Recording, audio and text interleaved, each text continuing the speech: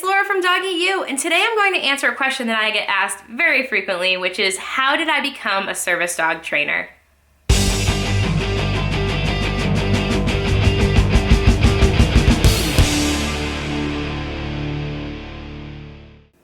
So my journey into service dog work actually started while I was in grad school looking for a volunteer opportunity. I've always loved animals and I wanted to do some type of volunteering that involved animals. And I had a friend who was raising a puppy for Fidelco Guide Dog Foundation, and they said that they had some volunteer opportunities. So I thought, okay, I'll go up on the weekends, walk some dogs, just have a little fun. So I went up, I started walking dogs, and pretty soon that turned into, helping with puppy classes on the weekend until I was there every Saturday for like 8 hours a day for 6 months working in the puppy program, going from just helping out teachers to starting the classes and getting really involved.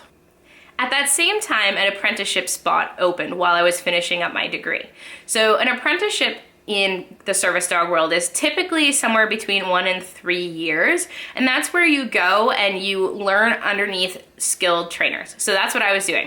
After a rigorous interview process, I ended up getting a position as an apprentice, and that meant I was going to spend the next 3 years learning how to train service dogs. Now, how did I get that position? You might think, oh my gosh, she must have been such a good trainer. That's not really why I got it. The reason that I got that position is because I had experience working with people with disabilities. And that's a very overlooked part of the service dog industry. Everyone wants to get into service dog training to train dogs, but more than half of the job is placing those dogs with clients. So you need to be really good at working with people, and having some experience working with people with disabilities is a huge, huge advantage for someone going into the industry. So I happened to grow up with a father who was blind, which made me really comfortable with talking about blindness and interacting with people with blindness, which can be a hurdle for a lot of people that are just exposed to dog training. So I was hired and I started my apprenticeship program. That means I spent 3 years both training strings of dogs and then placing those dogs all over the country. So instead of an on-campus situation that is the norm for most guide dog instruction, we actually had trainers that would go out into the field and go to the client's home and work with them in their location for 2 to 3 weeks, depending on if it was their first or second dog.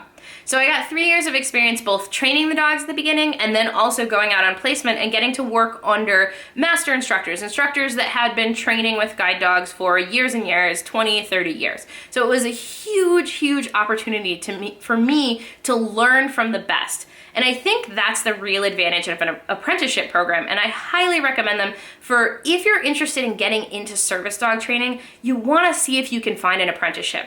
The difference between my training skills and my ability to train my clients from the beginning of my apprenticeship to the end of when I had gotten to work with all of those really skilled trainers was huge and invaluable. I could never get another experience like that ever. So it was a hugely valuable thing for me as I went forward into other forms of training. So after 3 years as an apprentice and passing my 3 exams, you have 3 exams, each one is about 8 hours, so a full day of examination. 2 of them are written and the one at the end is practical and written, where you're being reviewed by a board. I earned my trainer instructor certification. So I was now a guide dog trainer instructor. And in that role, I did a lot of training clients.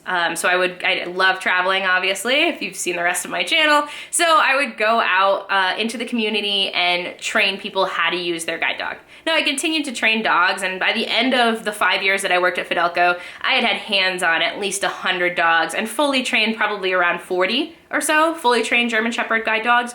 The way that the program works is sometimes you'll start a dog and then you'll finish a dog, or a separate person will finish the dog, especially if you go on placement, or sometimes the dog would go with you. So I got to see so many dogs, and that's the advantage again of being a part of an apprenticeship program, is that I got my hands on so many dogs. I got to see what worked, what didn't work. I got to hone my skills as a positive reinforcement trainer with a bunch of different dogs, and to figure out what makes a good service dog and how can I emulate that with the other dogs I'm looking for as I move into a different part of my career. Simultaneously, while I was training for Fidelco, I ended up opening up my own training business where pet dog people would come to me, as well as owner trainers looking to train their service dog. After spending 5 years training guide dogs for Fidelco, I found it really easy to transfer those skills into training other types of service dogs, like mobility, hearing, PSDs, those types of things. And there was a huge demand for owners wanting to train their own service dogs, especially when you're talking about some programs' wait lists being 1 to 3 years long. A lot of people want to jump in and start realizing the benefits of a service dog earlier than that 2-year mark. Even though it does take 1 to 2 years to train a service dog, a lot of times the dogs can be helpful way before they're actually full-fledged service dogs. So I took my experience and I started to run with it, working with owner trainers, and I just adore it. I love working with people who want to train their own dogs, seeing that bond, seeing them grow together and work together. It's amazing. Part of moving on to different types of service dogs is that continued education. So while I was at Fidelco and doing my apprenticeship, I learned a lot about blindness and how people function with blindness. So I needed to take those skills and go and find out how my other clients were functioning with their particular disability so that I could serve them better. Because I want you to remember that this is all about serving people with disabilities. It's not about training service dogs as much as it is about augmenting somebody's life, and the service dog is the conduit to get you there, right? So the service dog is this amazing piece of medical equipment who's also your best friend and has your back, and I love that about service dogs. Learning about other types of disabilities as well as taking opportunities for continuing education in training service dogs is another critical role. I'm always learning, I'm always striving to do better at training service dogs. I'm going down to Austin next month so that I can learn more about picking shelter dogs for service work, because typically I'm more towards the bred dog type of thing, but I want to see how other people are doing this so that I can give my clients the best experience that they possibly can have. So what does my journey tell you about how you should get into service dog training? Well, to start with, you want to make sure that you're volunteering or puppy raising for a program. That's how you're going to get in. Most service dog trainers started as volunteers or as puppy raisers because you get to know the organization and you can learn a ton, and then when a position opens up, you already have a history of doing good work for the company.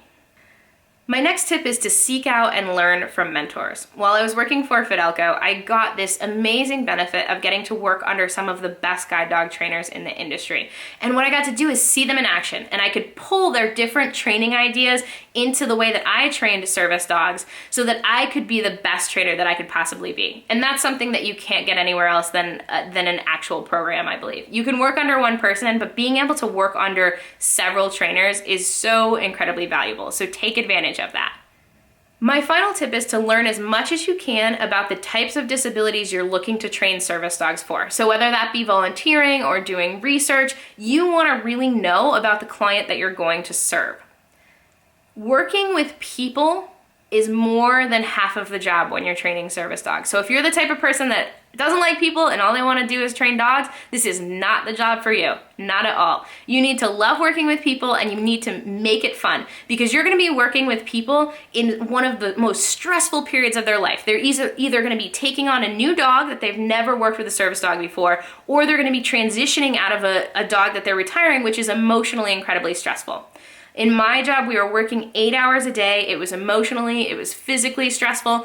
It was just a challenging time in a person's life, and you have to be there for them. You're almost part social worker in that aspect. So if you don't love people, not the job for you. So that's a little bit about my journey and the couple of tips for those of you that are looking to get into service dog training.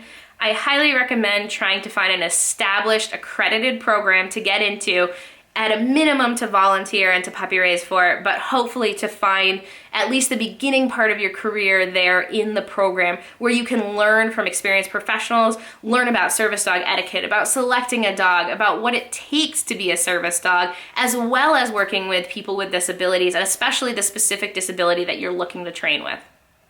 If you guys have any additional questions about how I got into service dog training, please leave a comment below. And if you like this video, give it a thumbs up and subscribe. I'm going to be doing a couple more videos on service dog training, so stay tuned. Happy training!